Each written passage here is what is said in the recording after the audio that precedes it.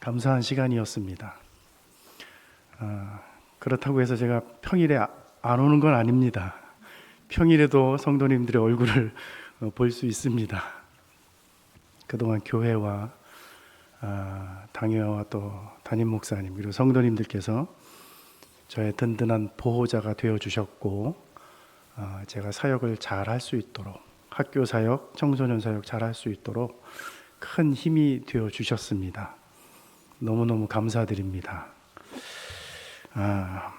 오늘 요나단의 믿음과 하나님의 구원, 이런 제목으로 하나님의 말씀을 나눕니다. 직장 생활을 하던 어떤 남자분의 어머니가 중풍으로 쓰러졌습니다. 119의 도움으로 응급 조치를 취했지만 후유증으로 왼쪽에 마비가 왔습니다. 어머니는 혼자서는 아무것도 할 수가 없는 상황이 되어버리고 말았어요.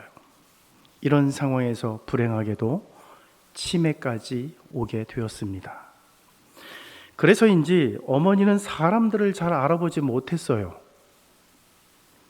어머니는 간호사를 보면 밥은 먹었어? 잠은 잘 잤고? 그러면서 자꾸 말을 걸었어요. 그 간호사가 어머니의 둘째 딸과 닮아서 착각을 하고 있었던 것입니다.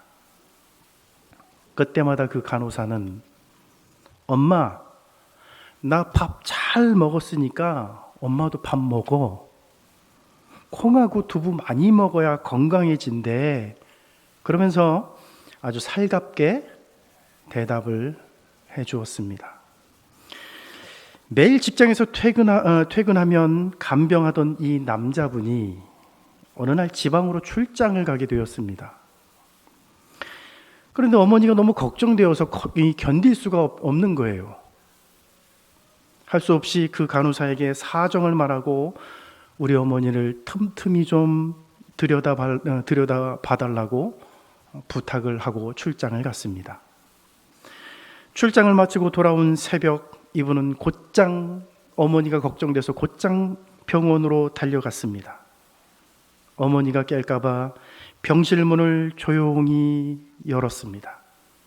순간 이 남자분은 눈물이 핑 돌고 말았습니다.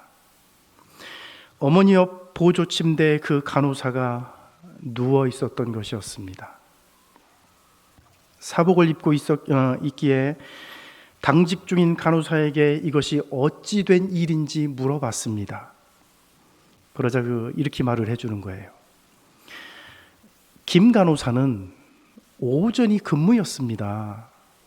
그런데 퇴근하지 않고 보호자분 어머니 옆에서 밤새 간병을 했습니다.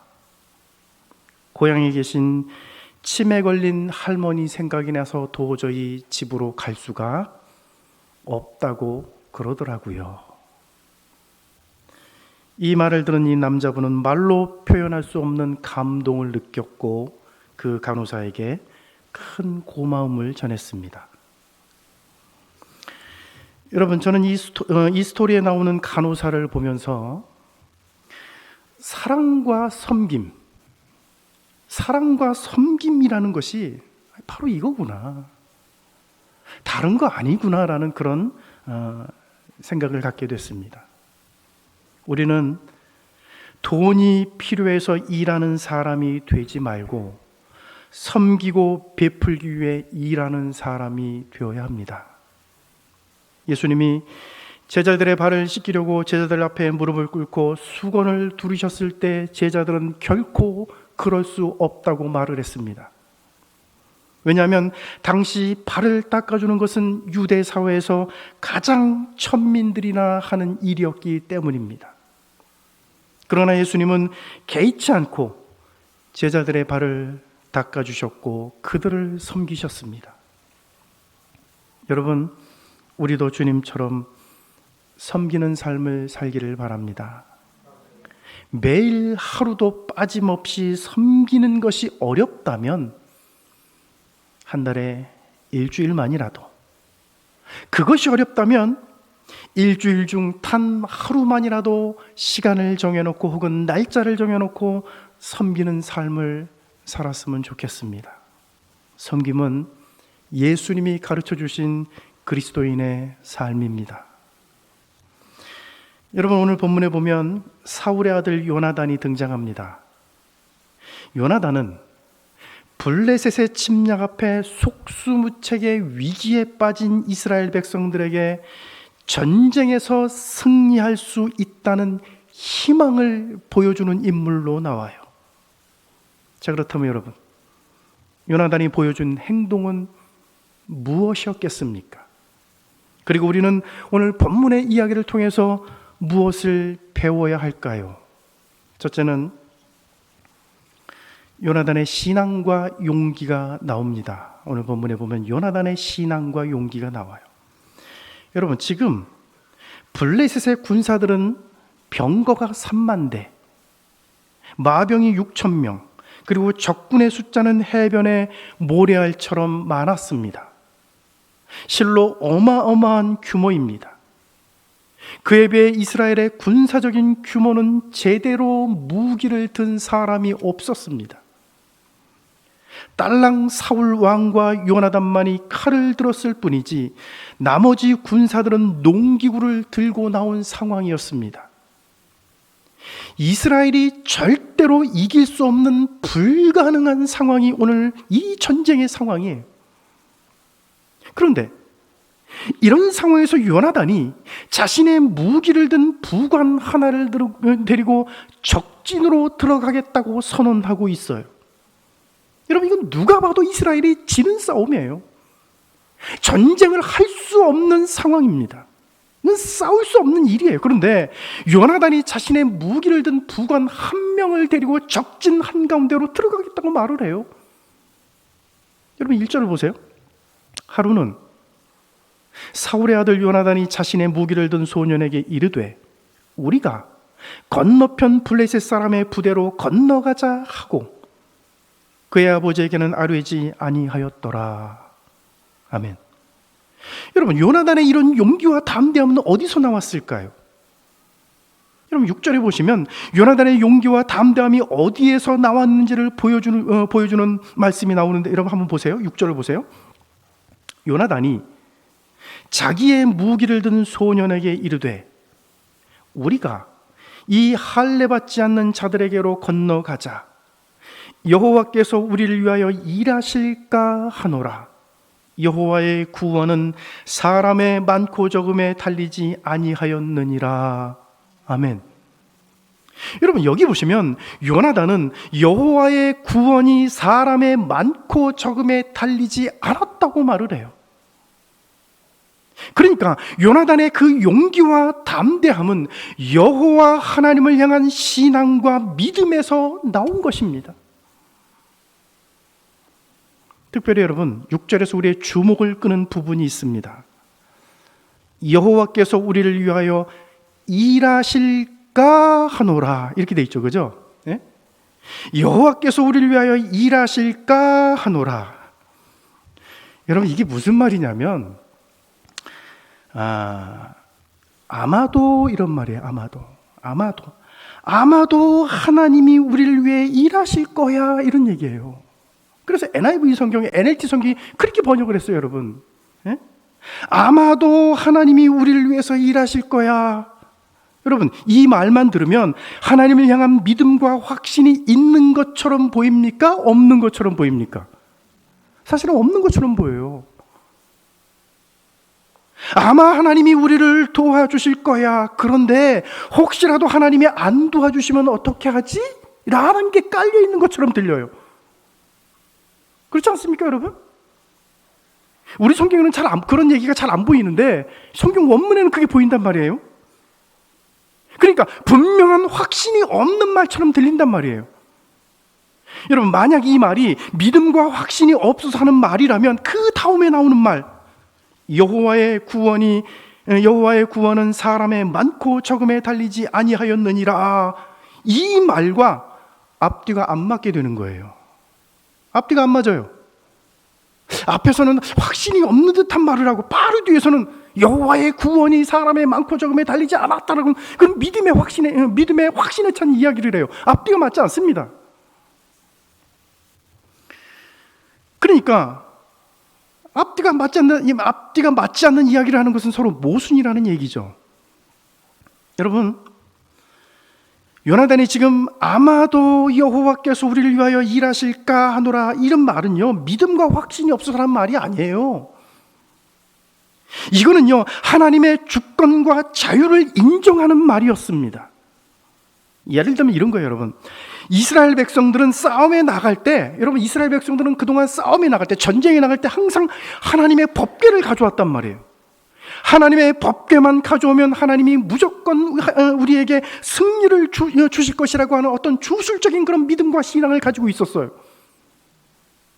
법궤를 가져왔으니 승리를 줘야 한다.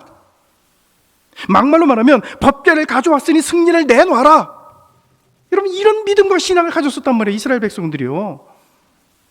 그러나 요나단은 그렇지 않았다는 거예요. 요나단은 우리에게 승리를 주시던 안 주시던 그것은 하나님의 주권과 자유에 속한 것임을 인정했다는 것입니다. 하나님이 우리에게 승리를 주고자 한다면 우리가 아무리 상대가 안 되는 불가능한 상황에서도 하나님은 우리에게 승리를 주실 것이고, 반대로 하나님이 승리를 주지 않으시고자 한다면 법궤가 아니라 그보다 더한 것을 가져온다 할지라도 절대로 못 이긴다고 하는 것이 이 요나단의 믿음이었다는 거예요. 하나님이 승리를 주시고자 한다면 어떤 불가능의 상황에서도 우리는 승리할 것이다. 그러나 하나님이 승리를 주지 않으시겠다고 하나님의 뜻이 그거라면 법궤가 아닌 법궤보다 더한 것을 가져온다 할지라도 우리는 진다. 여러분, 이것이 요나단의 믿음이었다는 거예요. 하나님의 주권을 인정하는 신앙.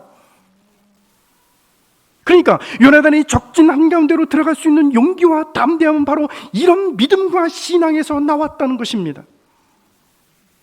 여호와의 구원이 사람의 많고 적음이 있지 않고 하나님의 주권과 자유에 달려있다는 이 확고한 믿음이 있었기 때문에 딸랑 부관 한 명만 데리고도 적진 한가운데로 들어갈 수가 있었던 것입니다. 여러분, 우리는 사람이 많다고 이기는 것이 아님을 알아야 돼요.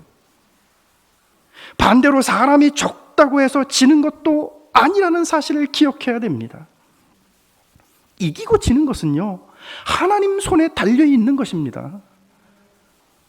여러분, 우크라이나하고 러시아 전쟁 통해서 우리가 지금 보고 있잖아요. 3일이면 끝날 거라고 생각했던 전쟁이었습니다. 세계적인 군사 전략가들은 전부 다 3일이면 끝난다고 생각을 했어요.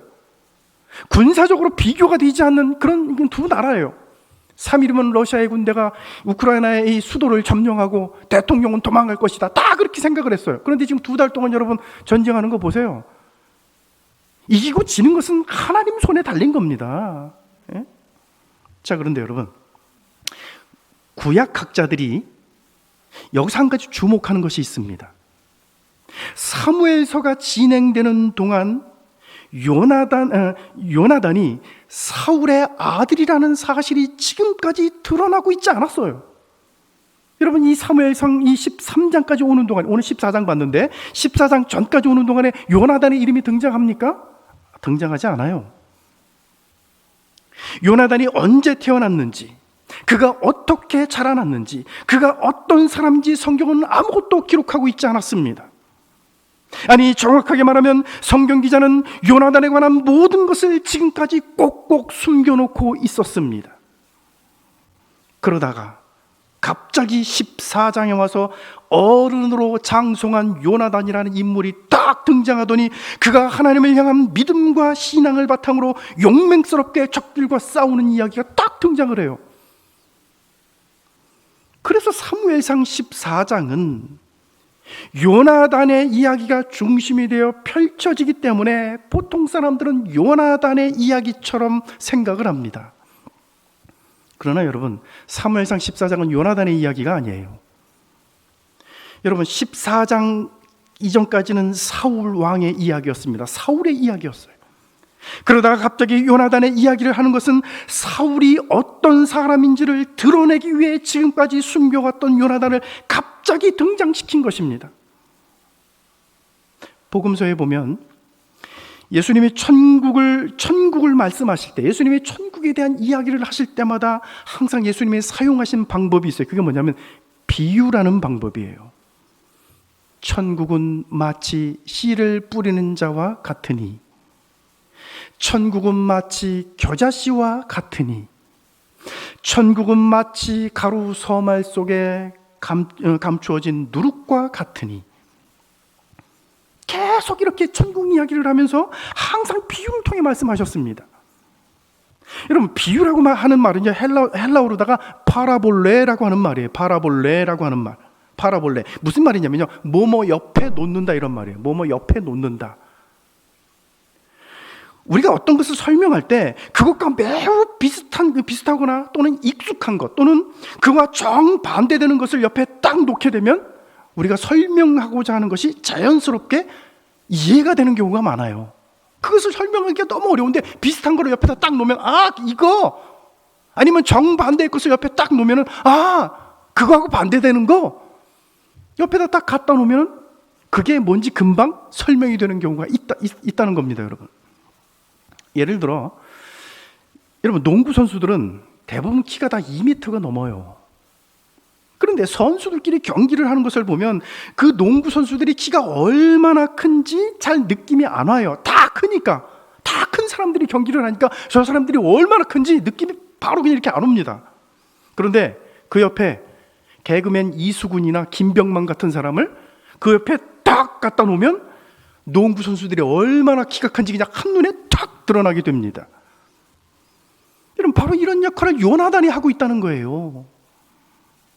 믿음과 신앙이 뛰어난 요나단을 갑자기 등장시킨 이유는 요나단 개인의 믿음과 신앙이 뛰어남을 말하려고 하는 것이 아니라, 그를 사울 옆에 딱 놓고 보니 사울이라는 사람이 얼마나 믿음 없는 불순종의 사람인지, 그가 얼마나 하나님 앞에 형편없는 사람인지 딱 놓으니까, 그 옆에 갖다가 이 요나단을 딱 놓으니까 사울 왕이 보인다는 거예요.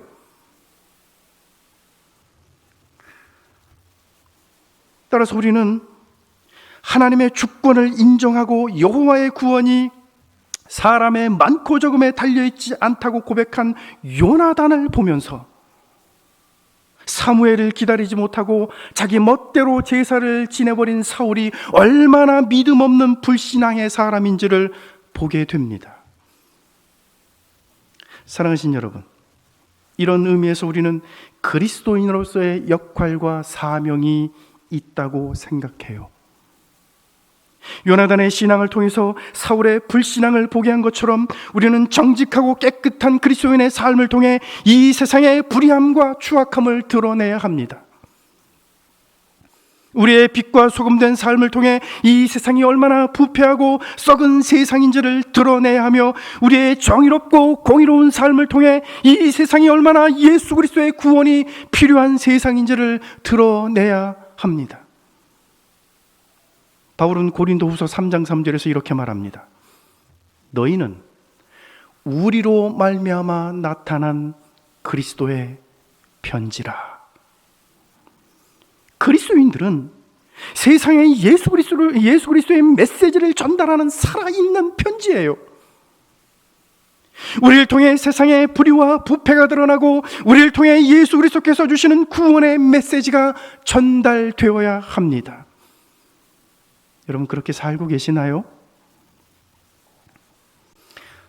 두 번째는요, 보이는 것을 따라 행동하는 기회주의자 사울이 나옵니다. 16절부터 여러분 18절을 한번 보세요. 16절부터 18절 다 같이 한번 읽어보겠습니다. 시작.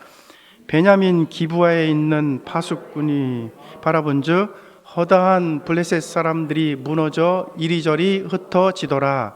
사울이 자기와 함께한 백성에게 이르되 우리에게서 누가 나갔는지 점호하여 보라 하며 점호한즉 요나단과 그의 무기를 든 자가 없어졌더라.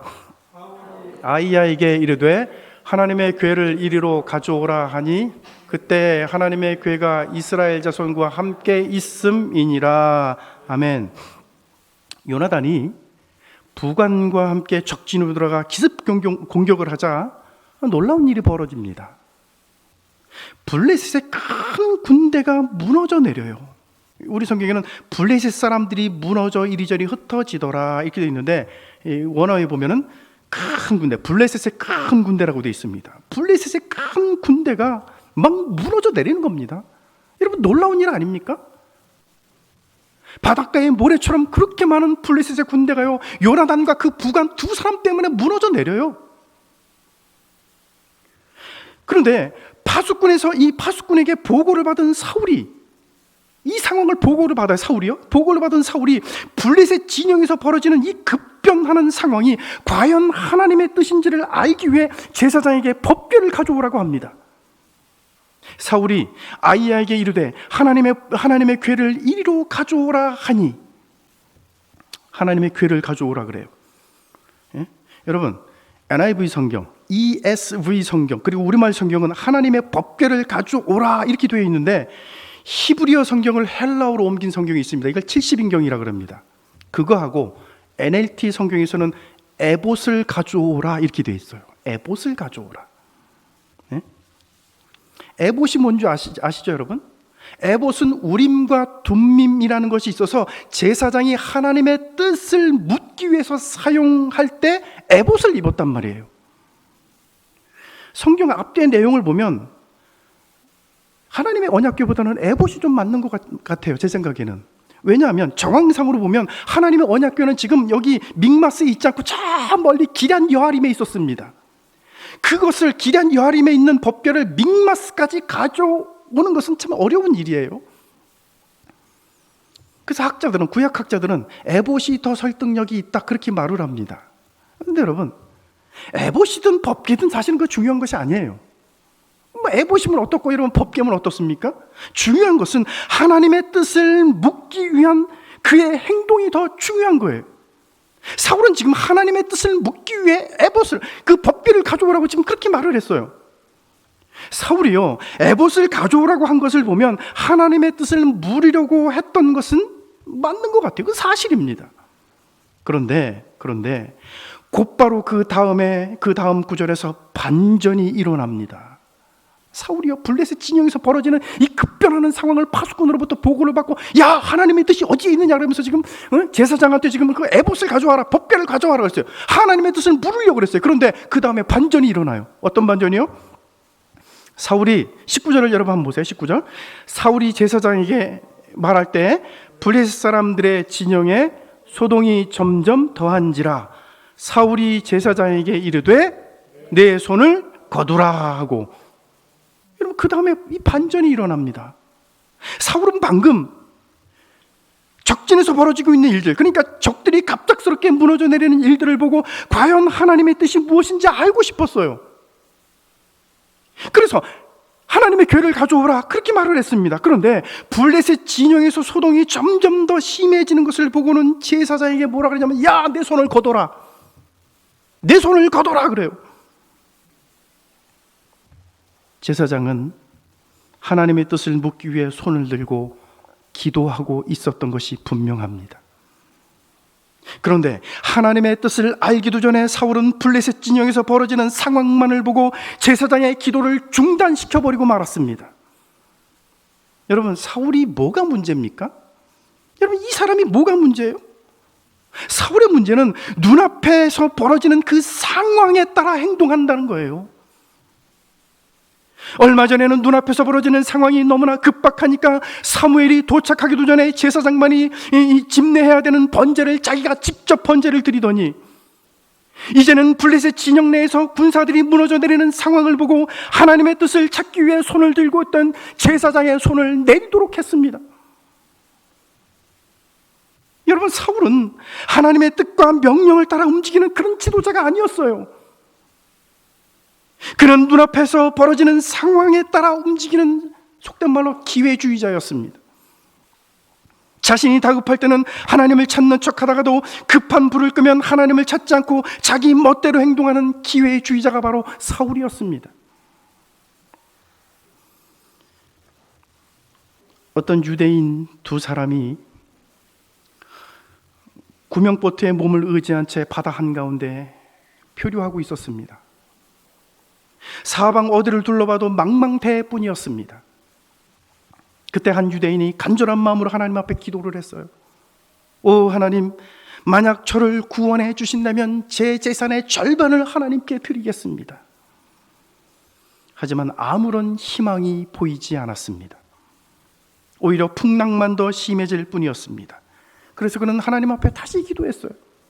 하나님, 제발 우리의 목숨을 살려주십시오. 만약 하나님이 저를 살려주신다면 제 재산의 3분의 1을 하나님 앞에 바치겠습니다. 하지만 하나님의 응답은 없었습니다. 그렇게 시간이 흘러 다음 날 아침이 되었습니다. 그래서 유대인은 다시 간절히 하나님 앞에 기도하기 시작했어요.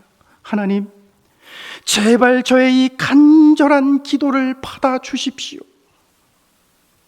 제 목숨을 구해 주신다면 제 전 재산을 하고, 그 재산을 하고 있는데 그때 옆에 있던 유대인이 소리쳤습니다. 이봐, 거래를 중단해. 저기 섬이 보여. 예? 이건 무슨 얘기입니까?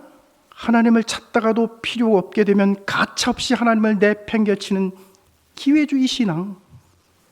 다급하면 하나님 내게 있는 거 다 드리겠습니다 라고 다 하다가도 상황이 바뀌면 하나님을 내팽개치는 신앙, 기회주의죠. 사랑하신 여러분, 오늘 우리는 상황에 따라 변하는 믿음이 아니라 변함없이 주님을 사랑하는 믿음을 가져야 합니다. 필요할 때만 하나님을 찾는 기회주의자가 아니라 언제나 주님 편에 서 있는 그런 사람이 되어야 합니다. 마지막 세 번째요. 여기 보시면 이기게 하시는 하나님이 나와요. 이기게 하시는 하나님. 23절을 보세요. 다 같이 읽어보겠습니다. 시작. 여호와께서 그날에 이스라엘을 구원하심으로 전쟁이 베다웬을 지나니라. 아멘. 여러분 여기 보세요.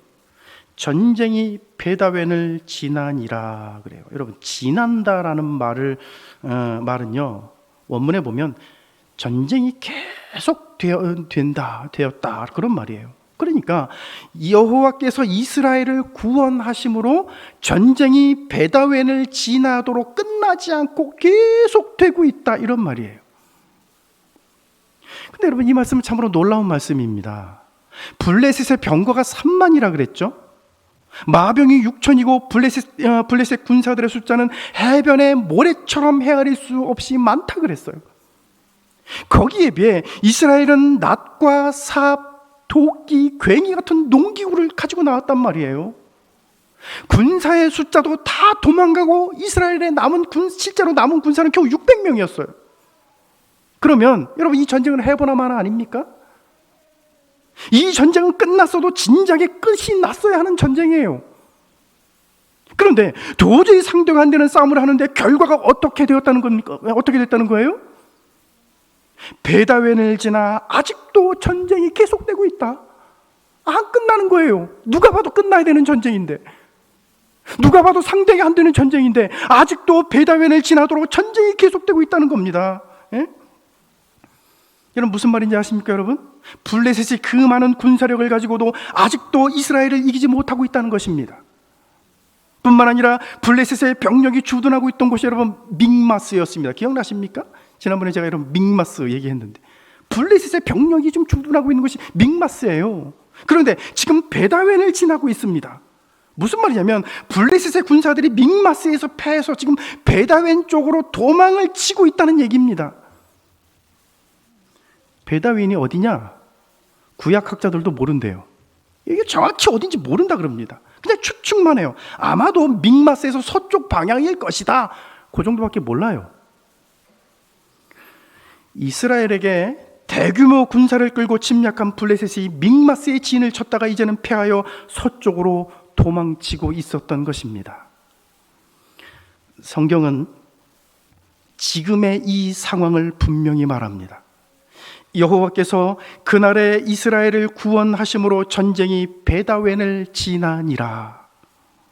이 전쟁은 베다웬을 지나도록 아직도 끝나지 않았을 뿐만 아니라 하나님이 당신의 백성 이스라엘을 구원하셨다고 말해요. 결국 이 전쟁은 하나님이 이기셨다는 것입니다. 사랑하신 여러분, 아무리 어려운 싸움, 불가능한 전쟁도 하나님이 도와주시면 이기는 것입니다. 하나님이 함께 하시면 승리하는 거예요. 군사들의 많고 적음에 따라 전쟁에서 이기고 지는 것이 아니에요, 여러분. 여러분 기억나십니까? 이스라엘이 출애굽했을 때 광야에서 아말렉과 싸움이 벌어진 적이 있었습니다.